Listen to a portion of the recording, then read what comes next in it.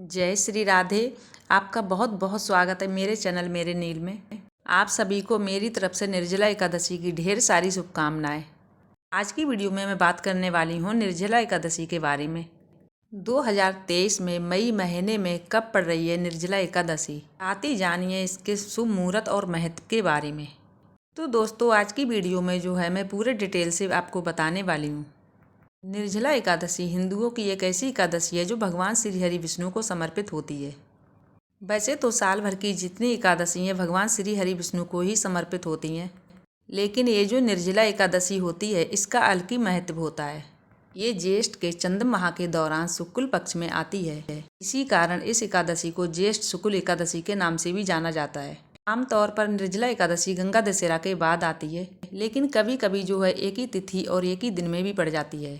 अगर धार्मिक रूप से देखा जाए तो निर्जला एकादशी व्यक्ति के सभी पापों को धो देती है। इस एकादशी को भीम निर्जला एकादशी के नाम से भी जाना जाता है। निर्जला शब्द का अर्थ होता है बिना पानी के, इसीलिए इस एकादशी को बिना पानी के बिना भोजन ग्रहण किए ही किया जाता है। निर्जला एकादशी साल भर की जो एकादशी होती है उन सभी में सबसे ज्यादा कठिन होती है। जो कट्टर विष्णु भक्त हैं वही भक्त इस निर्जला एकादशी को कर पाते हैं। सुबह बस नहा धोकर भगवान विष्णु की पूजा करने हैं और पूरा दिन पूरी रात आपको कुछ भी नहीं खाना है। अगले दिन को ही जाकर व्रत खोला जाता है। इस बार मई के महीने में निर्जला एकादशी कब पड़ रही है? तो निर्जला एकादशी 31 मई दिन बुधवार को पड़ रही है। इस एकादशी के नियम थोड़े कठिन होते हैं, इसीलिए इसका पालन पूरी तरीके से करना चाहिए और इसका फल है जो साल भर की 12 एकादशी के बराबर मिलता है। जो व्यक्ति साल भर की एकादशी नहीं कर पाते हैं किसी भी कारण, तो इस एकादशी को करने से उनके अगले पिछले के जो भी पाप हैं वो नष्ट होकर सीधे विष्णु धाम वैकुंठ को ही प्राप्त करते हैं। ये जो निर्जला एकादशी का व्रत होता है 24 घंटे तक रखना पड़ता है। सबसे कठोर व्रत होता है भगवान की भक्ति के लिए, सबसे आवश्यक व्रत होता है। साथ ही साथ ये व्रत जो होता है 10वीं तिथि से ही शुरू हो जाता है और सूर्यास्त के समय से ही बिना चावल के भोजन किया जाता है। निर्जला एकादशी के दिन जल्दी उठना चाहिए। जल्दी उठकर स्नान आदि करने के बाद अच्छी तरीके से भगवान श्री हरि की चौकी सजाएं और चौकी पे पीले रंग का कपड़ा जरूर बिछाएं और उस पे श्री हरि नारायण भगवान माता लक्ष्मी की दोनों की फोटो को विराजमान करें। फिर विधि विधान के साथ पूजन करें। चंदन का टीका लगाएं, साथ ही हल्दी का भी टीका आज के दिन जरूर लगाएं। माता लक्ष्मी को रोली का टीका लगाएं। पीले पुष्प चढ़ाएं। पीला ही भोग आज के दिन भगवान को लगाएं, क्योंकि हरि भगवान को पीली चीज अत्यंत प्रिय है। और आज के दिन एकादशी में कोई भी आपसे गलती नहीं होए, इस बात का जरूर ध्यान रखिएगा। धूप दीप दिखाएं। सबसे अंत में कपूर जलाकर आरती करें। और जो भक्त एकादशी व्रत का पालन करते हैं उन्हें पूरी रात जागना चाहिए। अगर आपके आसपास श्री विष्णु भगवान का मंदिर है तो उसमें जरूर आज के दिन जाइए। गरीबों को, जरूरतमंदों को भोजन पानी जिस चीज़ों की ज़रूरत है वो चीज़ आज के दिन जरूर दान करना चाहिए। तो ये जो सभी चीज़ें हैं आज के दिन ध्यान में जरूर रखना चाहिए। अब मैं निर्जला एकादशी के जो शुभ मुहूर्त के बारे में बात करूं तो निर्जला एकादशी का जो व्रत है 31 मई को ही किया जाएगा। दिन बुधवार पड़ रहा है। निर्जला एकादशी प्रारंभ हो रही है 30 मई दिन मंगलवार 1:07 पर और इसका समापन 31 मई दिन बुधवार को 1:45 पर होगा।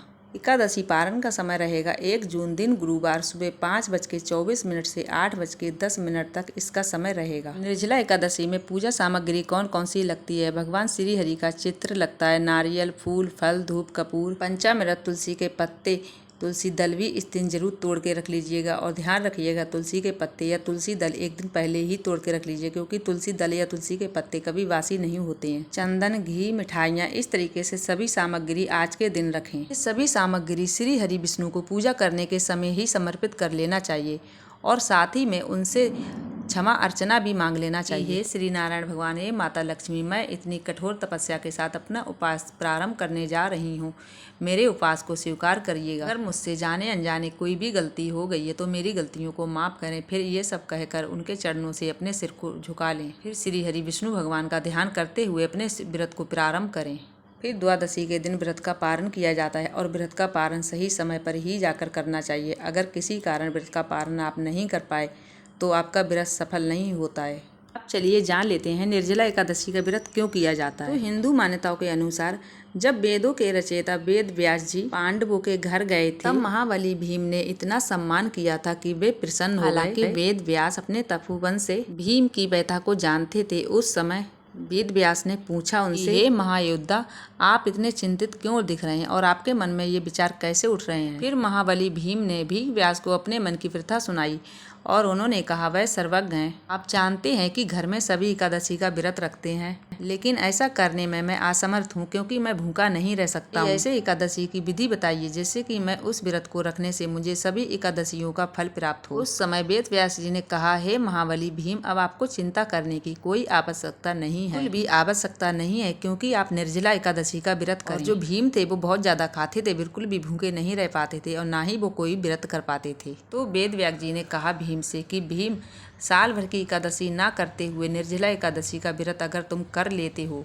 तो तुम्हें उतना ही फल प्राप्त होगा जितना साल भर की एकादशी करने से होता है। तब भीम ने वेद व्यास जी के कहने से निर्जला एकादशी का व्रत प्रारंभ किया और तभी से ऐसा कहा जाता है कि कोई भी व्यक्ति पूरी साल भर एकादशी नहीं कर पाते हैं, 24 एकादशी का व्रत नहीं कर पाते हैं, तो निर्जला एक एकादशी ऐसी है कि इसको करने से पूरी वर्ष का पुण्य प्रदान होता है। लेकिन ये एकादशी बाकी एकादशियों से काफ़ी कठोर है। लेकिन ऐसा भी बताया जाता है कि इस व्रत को आप विधि के साथ संपूर्ण तरीके से रखते हैं तो निश्चिंत ही आपके रुके कार्य बनते हैं। एकादशी के दिन आपको अपने मन में कोई गलत विचार लेकर व्रत नहीं रखना चाहिए, झूठ भी नहीं बोलना चाहिए, इस दिन कोई छल कपट नहीं करना चाहिए, छोटे बड़े घर में जो भी हो उनका अपमान नहीं करना चाहिए, इस दिन एकादशी के दिन सोना भी नहीं चाहिए। लेकिन एक बात का और ध्यान रखिएगा, अगर आपके घर में लड्डू गोपाल जी हैं तो लड्डू गोपाल जी को आज के दिन पंचामृत से जरूर अभिषेक कराइए और वही पंचामृत बाकी लोगों में बांट दीजिएगा। अगर आप व्रत रखे हैं निर्जला तो आप उस पंचामृत को नहीं ग्रहण कर सकते, इस बात का जरूर ध्यान रखिएगा। तो दोस्तों, आज की वीडियो मेरी यहीं तक थी। आशा करती हूँ, उम्मीद करती हूँ कि आप लोगों को मेरी वीडियो पसंद आई हो तो मेरी वीडियो को लाइक कर देना, चैनल को सब्सक्राइब कर देना, बेल आइकन को प्रेस कर देना। जैसे मैं कोई भी नई वीडियो अपलोड करती हूँ उसका नोटिफिकेशन सबसे पहले आप लोगों तक पहुँचेगा। मिलूंगी मैं ऐसी अगली वीडियो में, जब तक के लिए जय जय श्री राधे, जय जय श्री हरि।